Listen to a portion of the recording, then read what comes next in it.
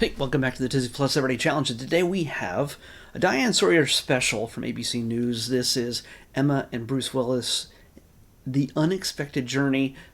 No hobbits are involved. This is from 2025. It's brand new. It runs about 44 minutes. What is it? 43 minutes? Yeah, it's just a special interview.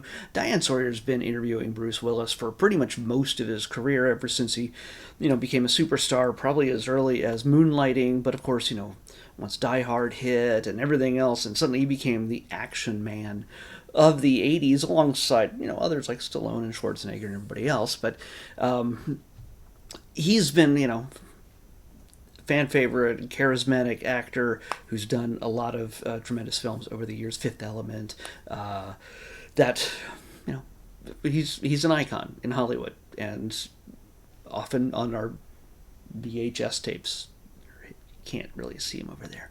So what is this all about? Why is there an interview? Well, this is an interview about Bruce Willis and his wife, but Bruce Willis does not appear in it, only because he is dealing with, if you don't already know, he's dealing with a form of dementia, frontotemporal dementia, which is a kind of situation where his mind sort of disassociates, I guess. Maybe that's not the right word. It just sort of separates himself from any kind of clear interaction with those around him in this place, things around him, and he's just sort of not the same as how he used to be. He's always been very charismatic and bold and fun and everything else, as she will testify here in endlessly, because she loves her husband, and they have two daughters together, and he has three other daughters from his previous marriage, but with Demi Moore. So he's a girl dad. She's basically, this is sort of his wife's not just tribute to who he is as a man and an actor and a celebrity and everything else, but also it's a tribute to, well, it helps people understand what he's going through. For a while, I have to admit that when we'd see Bruce's name on a very low budget movie that we didn't even hear of, but his face is on the cover, and it's a title we don't recognize, and we find out that he appears in the movie for 5 minutes and doesn't really do anything other than sit down, say a few lines, and then he's out of the film. Sometimes he gets killed off in the first 5 minutes or something, but they get the people who make the movie get to hang his name on their above the title, Bruce Willis in a movie that really doesn't get to theaters. It goes usually direct to video, and it was confusing for a while that the biggest, he's a rock star action movie guy. Why is he just sort of putting it in and just phoning it in? It seemed like it was turned out that as time went on, he started to miss his lines, his memory was really starting to fade, and after a while, it became really difficult for him to communicate what he was thinking with his own family, where he wasn't responding to things the way he normally would when it came to Emma and their daughters.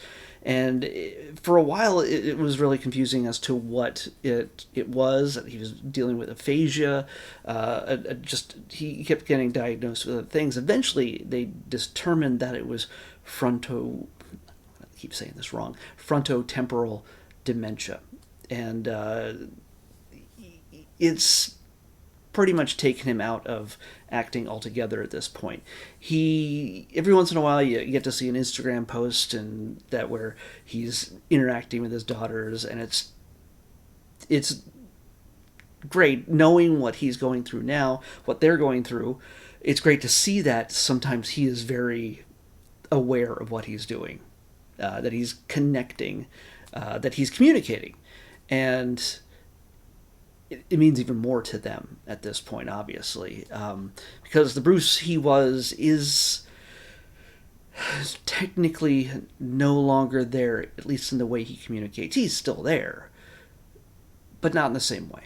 And so this special really goes out of its way to help you, one, understand what this disease is all about, what he is going through, what his family is going through, and it's not just a one-off thing. It's not just a rare thing. A lot of people are dealing with all forms of dementia and all forms of treatment. There's what is it, 2/3 of people who are dealing with dementia are being treated by non-professionals, usually family, taking care of the, say, elder mothers or fathers or other relatives that really were never trained, never expecting to have to handle something like this. And it's a lot. It's a lot on a family. Bruce and his family have a considerable sum of money from his career to be able to handle things differently. Have the resources to be able to take care of him in a way that a lot of people do not. And what Emma's doing now is speaking as an advocate to help one find cure, find better treatment, and also find better support for those who are having to take care of those in their lives who are suffering with not just frontotemporal dementia, but all sorts of dementia. So it's unique in how it's expressed, or a lack of expression. So it's unnerving to see somebody we've always seen as very charismatic and just a fun actor to watch from our TVs or our movie screens. It is so much more to understand what he and his family are dealing with now, and while there is hope, there is talk that one of the doctors that they interviewed in this, Diane Sawyer interviews in this, says that in a number of years it could be that we treat dementia on the same level as we deal with cholesterol. Somebody with a high cholesterol count, there could be changes in medicine that could almost eliminate or reduce the issues with dementia, which is fantastic. Whether it's Alzheimer's and other forms of causes of dementia, that would be fantastic. But at this point, how it would handle, how Bruce would be able to handle this, as far as they know, nothing can really be reversed at this point. There's talk of like DNA editing with CRISPR. But yeah, I'm not the expert in any of this stuff. This is not for me to say, or I'm not really good at expressing all this medical stuff. So it's probably a good idea if you think you have somebody in your life or something that you might be dealing with yourself. Definitely check this out and see what resources may be available to you or somebody you love, and know that you're not alone in this. That it's something that you can,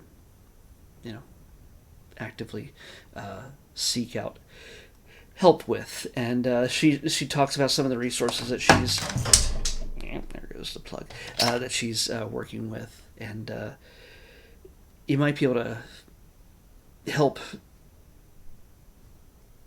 May not be able to stop it at this point, but you might be able to treat it better for the person in your life who is dealing with this, and slow it down maybe.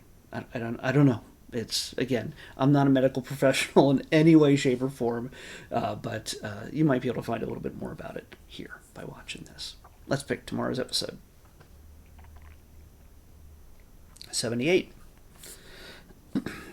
I had to charge this, and I had it plugged in, and, well, my entire apparatus just fell to the floor. 78? All right, we have another celebrity-type documentary here, but from a totally different continent. This is, we've got a lot of documentaries about one prince in the English crown.